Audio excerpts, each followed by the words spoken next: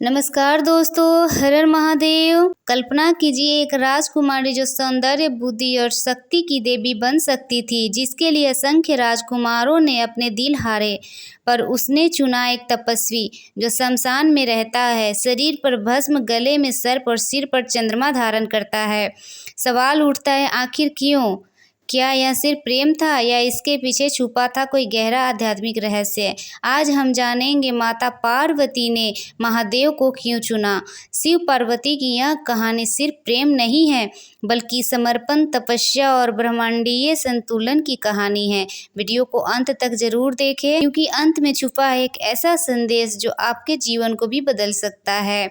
माता पार्वती का जन्म हुआ था राजा हेमावंत और रानी मैना के घर, लेकिन यह सिर्फ एक जन्म नहीं था, यह पुनर्जन्म था सती का, जिन्होंने अपने पिता दक्ष के अपमान और महादेव का अपमान सह न पाने पर यज्ञ में आत्मदाह कर लिया था। सती का प्रेम महादेव के प्रति इतना गहरा था कि अग्नि में जलने के बाद भी उनकी आत्मा केवल शिव का ही जाप करती रही। भगवान विष्णु ने अपने सुदर्शन चक्र से सती के शरीर को खंड खंड कर दिया ताकि शिव के दुहक का अंत हो सके, और वहीं से निकली 51 शक्ति पीठ। परंतु आत्मा अमर होती है और प्रेम वह तो युगों युगों तक जीवित रहता है। इसलिए सती ने लिया पार्वती के रूप में जन्म, सिर्फ एक ही उद्देश्य से कि शिव को फिर से पाने के लिए। पार्वती बचपन से ही अलग थी। जब दूसरी बालिकाएं खेलती थी, वो एक ही नाम का जाप करती थी, शिव शिव शिव। उनके माता पिता चिंतित थे कि एक तपस्वी जो गृहस्थ जीवन से दूर है, वह तुम्हें पत्नी बनाएगा कैसे। पर पार्वती ने एक ही बात कही, जिसे मैं अपने हृदय में परमेश्वर मानती हूँ, उससे बढ़कर और कोई नहीं हो सकता। उन्होंने तय कर लिया, मैं शिव को ही अपना जीवन साथी बनाऊंगी, चाहे इसके लिए युगों तक तप क्यों न करना पड़े। और फिर शुरू हो गई वह तपस्या जिसे देख स्वयं देवताओं ने सिर झुकाया। पर्वतों के बीच बर्फ से ढकी वादियों में बिना अन्न और जल के पार्वती ने वर्षों तक तप किया। कभी केवल पत्ते खाए, फिर उन्हें भी त्याग दिया। धीरे धीरे उनका शरीर कृश होता गया, पर उनका संकल्प अडिग रहा। नारद मुनि आए, बोले, पार्वती, शिव तो वैराग्य में है, वे किसी को पत्नी नहीं बना सकते। पार्वती ने मुस्कुराकर कहा, मैं प्रेम नहीं, समर्पण कर रही हूँ। शिव को पाने का उद्देश्य सिर्फ विवाह नहीं, ब्रह्मा से एकत्व है। उनकी तपस्या ने ब्रह्मांड को हिला दिया। देवताओं ने भी डर के मारे कामदेव को भेजा ताकि शिव की तपस्या भंग हो और वह विवाह कर ले।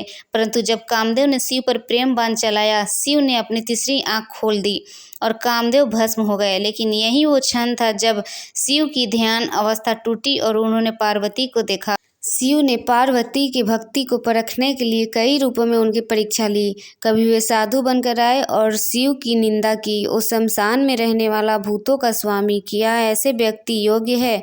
पर माता पार्वती ने कहा, वो रूप नहीं, स्वरूप है, वो शरीर नहीं, आत्मा है, वो शिव है जिनसे सृष्टि चलती है। पार्वती की सभी बातें सुनकर शिव मुस्कुराए। अब उनके मन में कोई संशय नहीं था। फिर वह शुभ दिन आया जब कैलाश और पृथ्वी दोनों झूम उठे।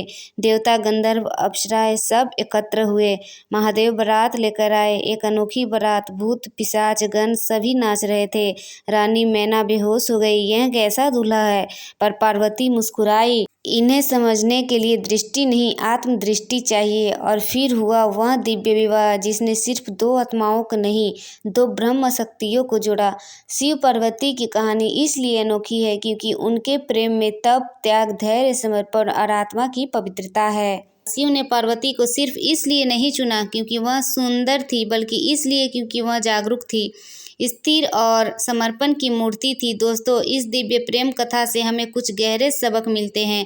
पहला, सच्चा प्रेम कभी आसान नहीं होता, उसमें तपस्या होती है। दूसरा, बाहरी सुंदरता नहीं, आत्मा की शक्ति मायने रखती है। तीसरा, जिसे भी पाना चाहते हो, पहले अपने मन में उसे पूरी श्रद्धा से धारण करो। और चौथा, अगर तुम्हारा संकल्प सच्चा है तो ब्राह्मण भी तुम्हारी राह बनाएगा। माता पार्वती ने महादेव को इसलिए चुना क्योंकि वह जानते थे, जहाँ शिव है वहाँ पूर्णता है, और जहाँ पूर्णता है वहाँ नारी शक्ति के बिना कुछ नहीं। इसलिए वह शिव की अर्धांगिनी बनी। अर्धनारीश्वर की शक्ति, उनका प्रेम हमें सिखाता है कि यदि आप किसी चीज को सच्चे दिल से चाहे, पूरे समर्पण से प्रयास करें और धैर्य रखें, तो समय, परिस्थिति और सृष्टि सब आपके पक्ष में झुक जाते हैं। अगर आपको यह दिव्य प्रेम कथा प्रेरणादायक लगी तो इस वीडियो को लाइक और शेयर जरूर करें। कमेंट में लिखिए जय शिव शंकर, जय माँ पार्वती।